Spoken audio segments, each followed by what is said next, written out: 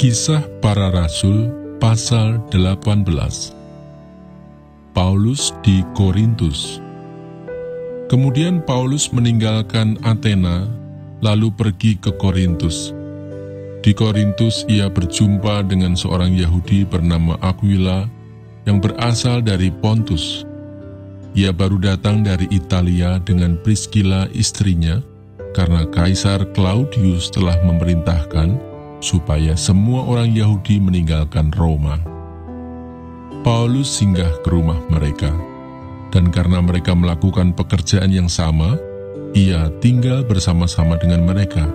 Mereka bekerja bersama-sama karena mereka sama-sama tukang kemah. Dan setiap hari Sabat, Paulus berbicara dalam rumah ibadat dan berusaha meyakinkan orang-orang Yahudi dan orang-orang Yunani. Ketika Silas dan Timotius datang dari Makedonia, Paulus dengan sepenuhnya dapat memberitakan firman, di mana ia memberi kesaksian kepada orang-orang Yahudi bahwa Yesus adalah Mesias. Tetapi ketika orang-orang itu memusuhi dia dan menghujat, ia mengebaskan debu dari pakaiannya dan berkata kepada mereka, "Biarlah darahmu tertumpah ke atas kepalamu sendiri. Aku bersih, tidak bersalah.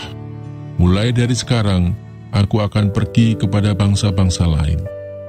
Maka keluarlah ia dari situ, lalu datang ke rumah seorang bernama Titius Justus, yang beribadah kepada Allah, dan yang rumahnya berdampingan dengan rumah ibadat. Tetapi Krispus, kepala rumah ibadat itu, menjadi percaya kepada Tuhan, bersama-sama dengan seisi rumahnya, dan banyak dari orang-orang Korintus yang mendengarkan pemberitaan Paulus menjadi percaya dan memberi diri mereka dibaptis. Pada suatu malam berfirmanlah Tuhan kepada Paulus di dalam suatu penglihatan, "Jangan takut, teruslah memberitakan firman dan jangan diam, sebab aku menyertai engkau, dan tidak ada seorang pun yang akan menjamah dan menganiaya engkau, sebab banyak umatku di kota ini." Maka tinggallah Paulus di situ selama 1 tahun 6 bulan, dan ia mengajarkan firman Allah di tengah-tengah mereka. Akan tetapi setelah Galio menjadi gubernur di Akaya, bangkitlah orang-orang Yahudi bersama-sama melawan Paulus, lalu membawa dia ke depan pengadilan. Kata mereka, "Ia ini berusaha meyakinkan orang untuk beribadah kepada Allah dengan jalan yang bertentangan dengan hukum Taurat." Ketika Paulus hendak mulai berbicara, berkatalah Galio kepada orang-orang Yahudi itu, "Hai orang-orang Yahudi, jika sekiranya dakwaanmu mengenai suatu pelanggaran atau kejahatan, sudahlah sepatutnya aku menerima perkaramu. Tetapi kalau hal itu adalah perselisihan tentang perkataan atau nama atau hukum yang berlaku di antara kamu, maka hendaklah kamu sendiri mengurusnya. Aku tidak rela menjadi hakim atas perkara yang demikian." Lalu ia mengusir mereka dari ruang pengadilan.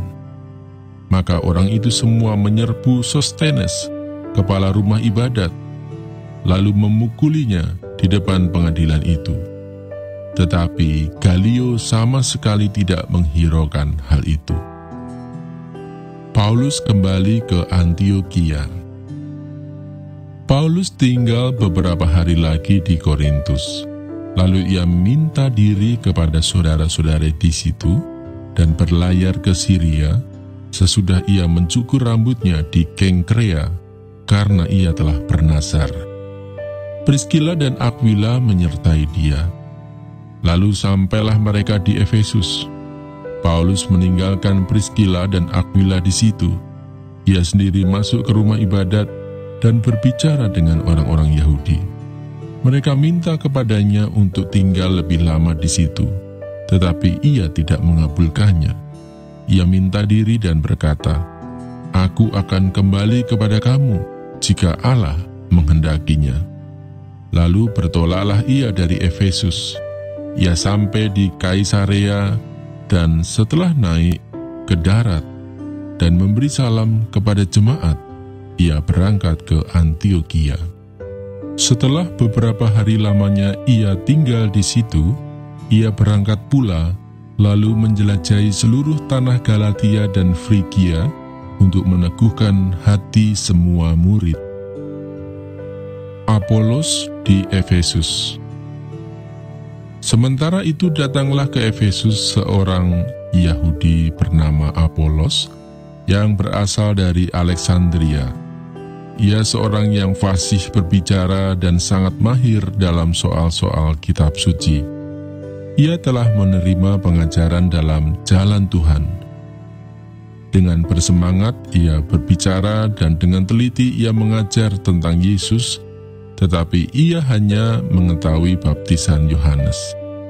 Ia mulai mengajar dengan berani di rumah ibadat, tetapi setelah Priskila dan Aquila mendengarnya, mereka membawa dia ke rumah mereka dan dengan teliti menjelaskan kepadanya jalan Allah. Karena Apolos ingin menyeberang ke Akaya, saudara-saudara di Efesus mengirim surat kepada murid-murid di situ supaya mereka menyambut dia. Setibanya di Akaya, maka ia oleh kasih karunia Allah menjadi seorang yang sangat berguna bagi orang-orang yang percaya. Sebab dengan tak jemu-jemunya, ia membantah orang-orang Yahudi di muka umum dan membuktikan dari kitab suci bahwa Yesus adalah Mesias.